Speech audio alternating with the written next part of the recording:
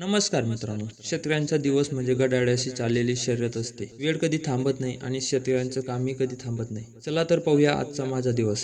सकाळी मी शेताकडे निघालो. सोबत माझी गाय पण घेऊन आलो. गावाच्या बाहेर सकाळची थंडगार हवा अंगावर येत होती. सूर्य नुकताच उगत होता आणि पक्ष्यांचा आवाज मनाला प्रसन्न करत होता. मी शेतात पोहोचलो. सर्वात आधी गायला रानात सोडले चरायला, कारण जनावर ही आपल्या कुटुंबाचा भाग आहे. जनावर सुखाने चारा खाल्ला तर आपलं मनही शांत राहतं. मी लगेच कामाला लागलो. आज खूप दिवसांनी कटोरले पिकाची तोडणी करायची होती. एका हातात बाल्टी घेतली, त्यात एका हाताने भरभरून कटोरले तोडून टाकत होतो. बाल्टी भरली की बाजूला नेऊन एका जागी टाकत होतो. सूर्य हळूहळू वरती येत होता, पण मी माझ्या कामात गळून गेलेलो होतो. तितक्यात पप्पा पण शेतात आले होते. त्यांनी पण तोडणीच्या कामाला सुरुवात केली होती. दोघे मिळून काम केलं की कामाला वेग येतो. आम्ही तोडलेले कटोरले एका मोकळ्या कोणपटावर टाकत लागलो. तोडणी पूर्ण झाली. आता छाटणीचे काम सुरू झालं होतं. पप्पाने नीट बघून प्रत्येक कटोरले वेगळी करत होते. यावेळी मात्र जास्त प्रमाणात पिकलेले आणि किडलेले होते. ते बाजूला काढले, कारण बाजारात चांगल्या प्रतीचा माल विक्री केला जात असतो. मी आणि पप्पा मिळून चांगल्या माल गोणीत भरला. गोणी भरून तयार केली आणि मी उचलली बाईककडे निघालो. घरी पोहोचल्यानंतर पप्पाने माल घेऊन थेट बाजारात विक्रीसाठी गेले. माझं पुढचं काम होतं बँकेत जायचं. बाईक सुरू केली आणि बँकेकडे निघालो. बँकेत थोडं काम होतं. पैसे जमा करायचे घेतले. बँकेत रांग